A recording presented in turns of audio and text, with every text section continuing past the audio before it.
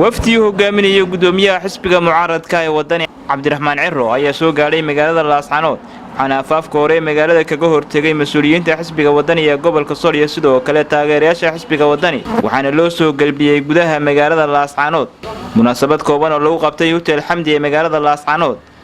ayaa waxaa halkaasi ka hadlay mas'uuliyiinta xisbiga wadani taageerayaasha xisbiga iyo sidoo kale gudoomiyaha xisbiga wadani gobolka Sool sida aad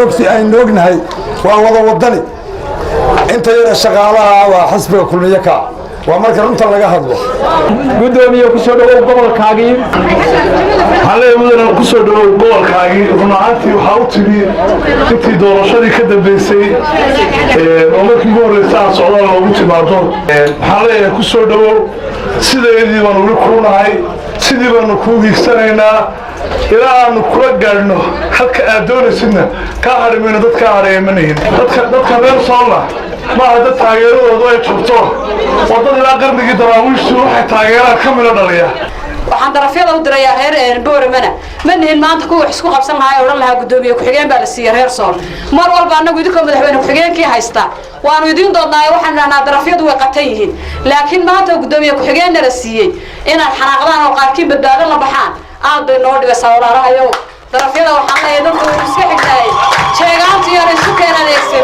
kulmiye fayraskooda iyo kala dhex dhigay gudoomiye ku soo dhawow gobolkaagii mar iyo laba iyo saddex wareeg baan ku nahay wafdiga ballaaran hogaaminaya gudoomiye Ciro Bashir Cabdi Xariir rag badan oo socda waxaa ku soo dhawaada gobolka Sool oo wadeen sida fiican doorashada la idinka doortay ciidan iyo calaf waxaan ahayn wadani miyaynu leenahay idinkuna waad mahadsantiin maanta waa maalin weyn ilaahay baaba boqoray maalintu yimaadaba boqorka roob waxa lagu yaqaanaa barwaaqada iyo roobka iyo nabadda ayaa boqorka lagu yaqaanaa waada dadkiini dalkiini iyo gobolkiini oo aan kala hadlahay oo bilaahi tawfiiq waa wadan aad iyo aad baan ku soo dhaweynaynaa anoo ku soo dhaweynaynaa gurigaagii deegaankaagii maxay toolay goobtii aad laga doonay inaad madaxweynaha u noqotid horta waad ogtiinoo doorashadii aynu soo marnay reer Sool waad ogeydeen xisbiga kulmiye barqaca baynu ka adkaana waxaan salaamaynaa oo soo dhaweynaynaa wafdiga ballaaran ee uu hogaaminayo gudoomiyaha xisbiga wadani ahna musharaxa madaxweyne oo insha Allah tacaala aynu rajayn doono inuu waqtiga dhow himiladiisa ka dhabayo inana aynu ka dhabayno oo soo baxo aadaan u salaamaynaa dadweynaha reer Sool meel kasta oo ay joogaan ka bacdi waxa jira arrin yar baan anigu halka ka sheegayaa oo ah wasiirkii maaliyadda ee halkan maray oo miidiyaha ku qoray aflagaado caay ah oo uu ka qoray gobolka aflagaadadaas oo ku saabsan in uu ka soo qaaday inaan kaanahu dadba inaanay joogin meeshaa sheekh iyo shariif iyo cid waliba hoganayso ayuu yidhi waa meesha ugu xun ee Soomaaliland laga soo galayo ee dhibaatadu ka soo socoto xataa dad maaha waa xoolo buudi waa xoolo ayuu yidhi waa wasiirka maaliyadda wixii miidiyaha ku arkay way ku arkeen waa wax lala yaabo haddaba waxaanu leenahay haddii aanu madaxweyne muuse la qabin deheeriyo gaara ayay farxadiigu tahay ifafaalaha aad bixiseen iyo way aad soo qabateen mid keliya ayuun baan idinkula dardaarmaya socdaalka iyagu uu gudoomiyuhu hogaaminaya wuxuu ahaa mahadnaq u mahadnaqno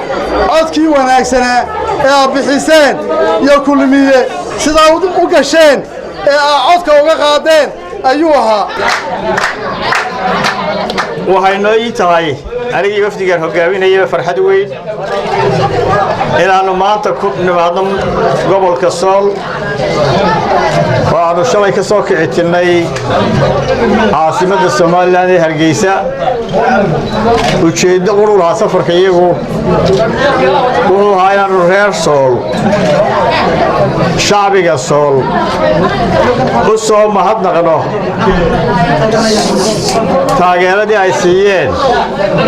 xisbiga waddani doorashadii madaxtooyada ee Soomaaliland ka qabsoontay 13 bishii 11aad waxaan si gaar ah ugu mahadnaqayaa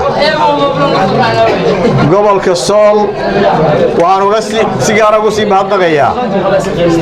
degmada Laascaanood gaar ahaan magaalada Laascaanood